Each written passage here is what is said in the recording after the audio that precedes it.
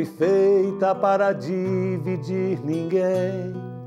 Palavra é a ponte onde o amor vai e vem, onde o amor vai e vem.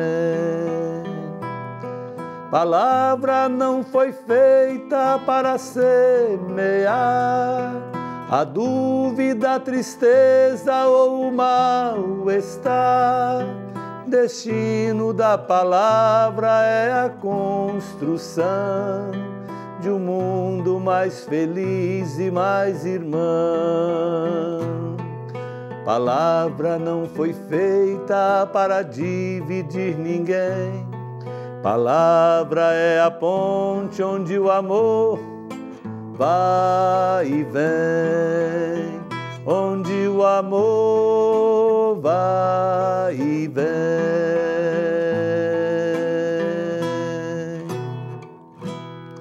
Um domingo abençoado, cheio de vida, de alegria e de paz para você e para a sua família. É o nosso programa Mensagem de Fé e Vida entrando no ar. É Padre Amarildo quem tem a alegria de mais uma vez entrar no seu lar para partilhar com você a palavra de Deus, a palavra da igreja. É muito bom estar com você novamente. Nós estamos iniciando o mês de setembro. Mês de setembro tão especial, né? Logo, logo vamos estar começando a primavera e queira Deus que traga chuvas para podermos ver acontecer na natureza o milagre da ressurreição, né? Para podermos ver o cinza e a cor escura das queimadas, né? Dessa natureza seca, dar lugar, né? À variedade, né? de verde, de outras cores que as flores da primavera, que as plantas, que os vegetais vêm trazer. É um mês muito bonito. Eu particularmente agradeço porque dia 4 de setembro eu completo 31 anos de ordenação presbiteral. Agradeço a Deus por esse dom e quero continuar, né, como padre, a ajudar a criar esta primavera, a levar esperança, a não deixar apagar a mecha que ainda fumega, né, a trabalhar pela construção do reino de Deus.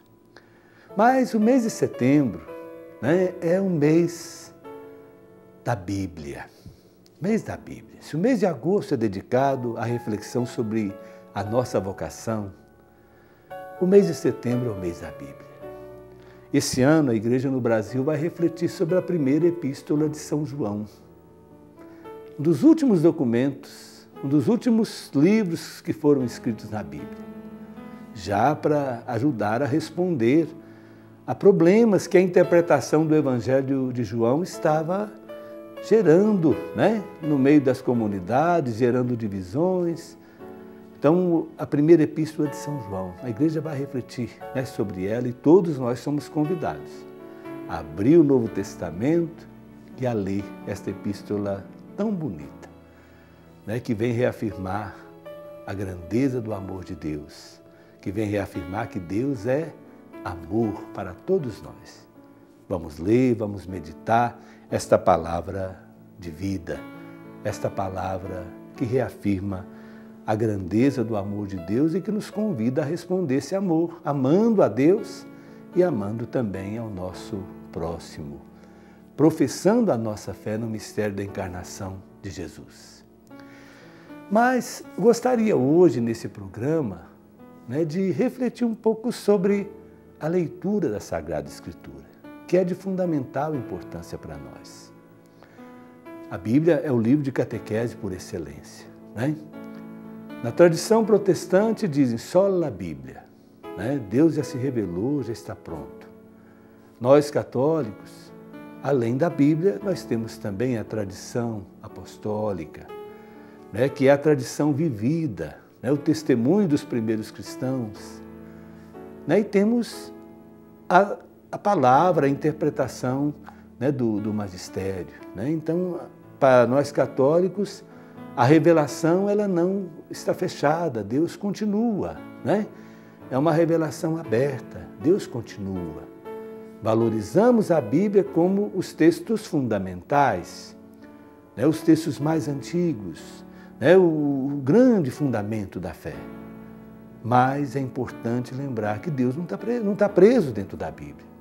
Ele continua nos falando. Basta lembrar, por exemplo, o testemunho dos mártires, né? Mártires que não estão lá, todos eles na Bíblia.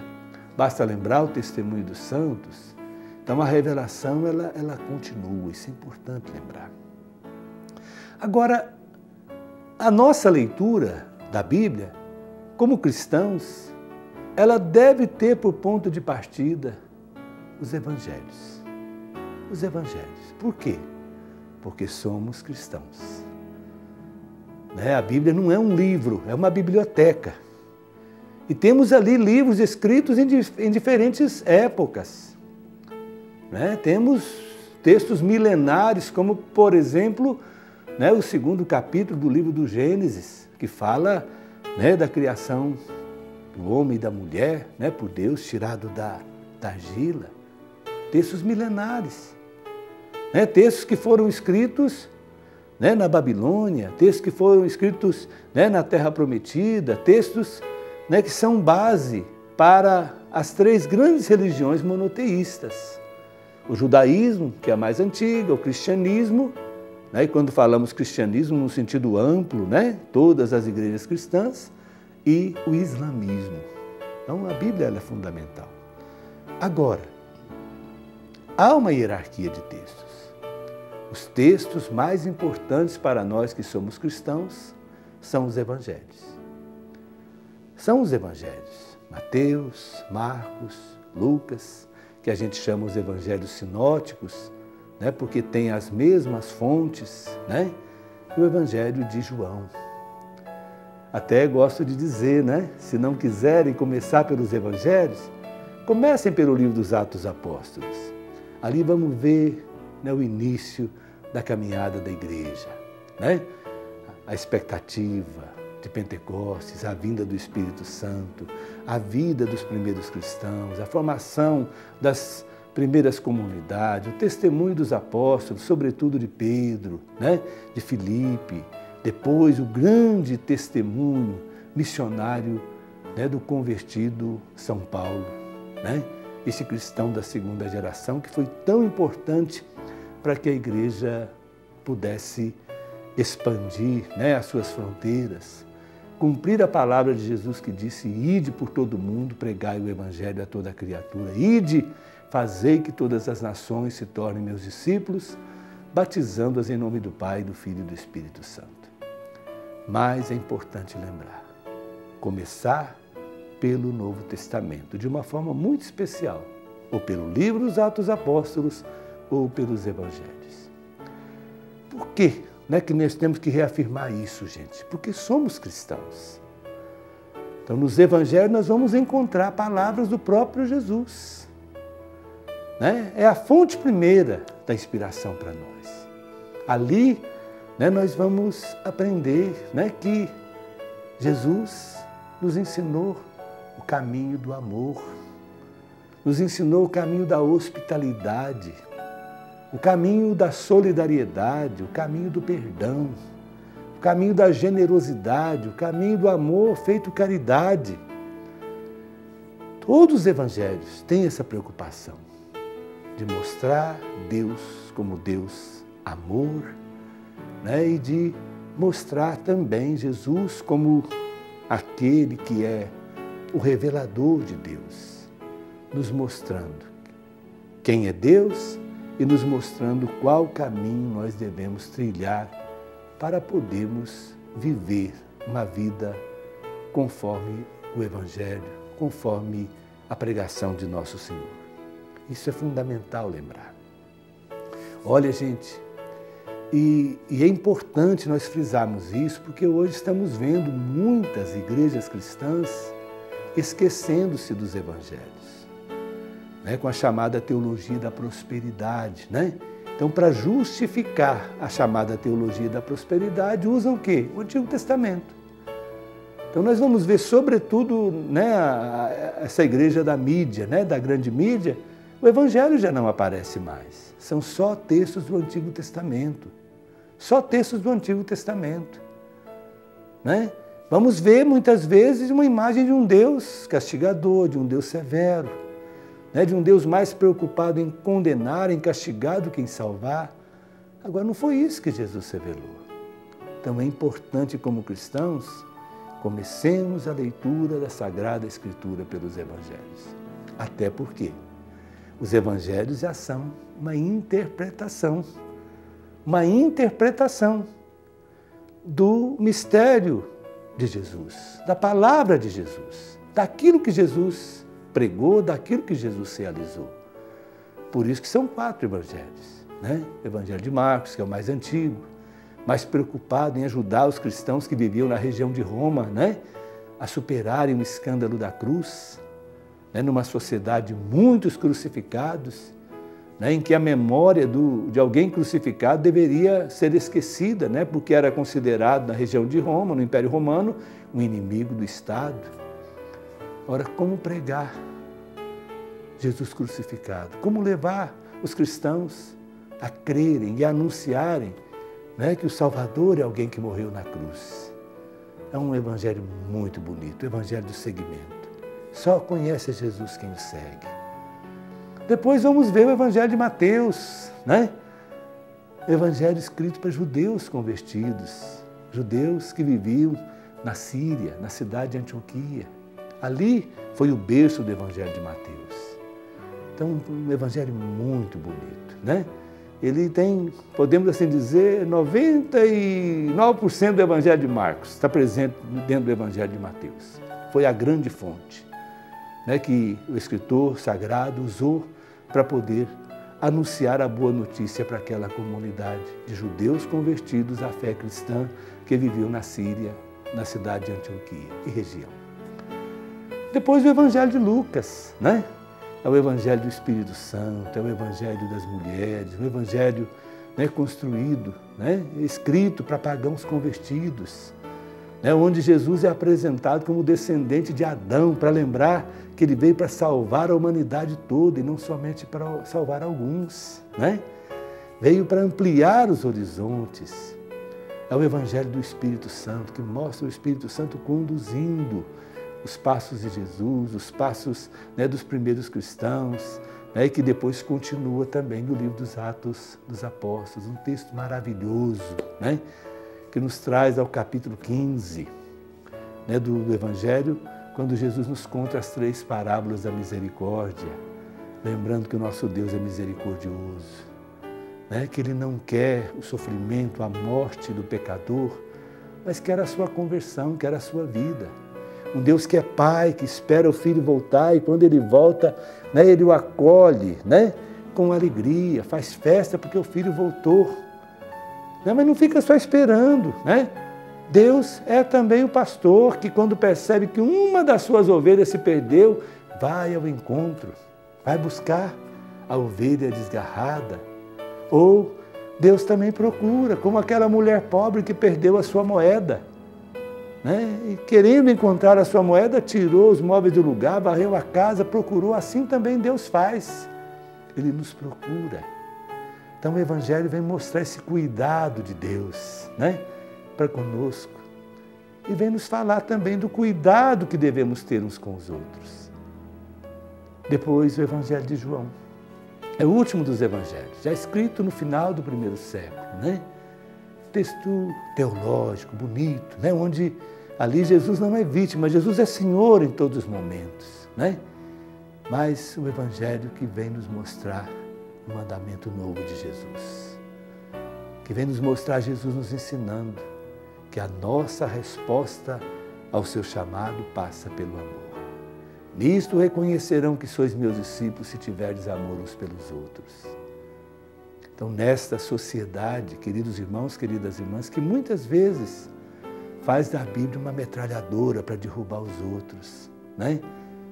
Faz da Bíblia um instrumento para criar discórdia, para criar divisão, né? Vamos lembrar conforme nós cantamos, que a palavra não nos foi dada, né, para gerar confusão, para gerar mal-estar, não. É revelação de Deus, é revelação do amor de Deus, é revelação de quem nós somos, né? Filhos de Deus, filhos que devemos viver como irmãos e como irmãs, viver o amor. Né? Então é importante, porque a leitura do Evangelho vem nos ajudar a vencer essa tentação de violência que está presente na sociedade atual, essa tentação de intolerância, de dificuldade de convivência, né, com quem é diferente, né, para vivermos a tolerância, o contrário, né, para aprendermos a conviver com quem é diferente. Vem o Evangelho nos ensinar a amar o inimigo, a amar a todas as pessoas, a fazer o bem, conforme o Evangelho desse domingo vem nos lembrar, né? A fazer o bem de uma forma gratuita, de uma forma desinteressada. Quando você for dar uma festa, não convide os seus amigos ricos, né? Que poderão também retribuir te convidando, mas convide os pobres, convide os coxos, né? Convide aqueles que não têm como te retribuir, para lembrar que o amor cristão é gratuito, para lembrar a importância da gratuidade, né? Fazer o bem de uma forma desinteressada, amar de uma forma desinteressada, acolher o outro de uma forma desinteressada, gratuita. Queridos irmãos, queridas irmãs, os evangelhos são para nós a referência primeira. E vamos aproveitar esse mês da Bíblia para podermos ler os evangelhos, meditarmos os evangelhos. Até proponho a vocês, vamos desligar um pouquinho, né? A TV, vamos desligar um pouquinho, né? Nossos filmes, nossas novelas. Pô, equilíbrio, né? Vamos ler um pouquinho. Pegar o início do Evangelho de Mateus e ler até o final, um capítulo por dia. Depois pegar o Evangelho de Marcos, pegar o Evangelho de Lucas e João. Tenho certeza que vamos concluir o mês de setembro enriquecidos e com uma mentalidade diferente, né? Dessa mentalidade que o Papa Francisco tem chamado de mundanização. Mundanização, né? Quando tem destruído a comunidade, gerado a intolerância, né? Vamos pedir ao Senhor que nos ilumine, para que possamos responder ao amor de Deus conforme o Evangelho, amando a Deus que nos ama sobre todas as coisas, com toda a alma, com toda a força, com todo o entendimento, e amando ao nosso próximo. Não só como nós amamos a nós mesmos, mas amando ao nosso próximo como Jesus nos amou. Que Ele nos ilumine, que Ele nos abençoe. Pela intercessão de São Francisco de Assis, grande missionário da paz, da hospitalidade, do amor, da caridade. Que Ele nos abençoe em nome do Pai, e do Filho e do Espírito Santo. Amém. Continue ligado na nossa programação. Até a próxima, se Deus quiser.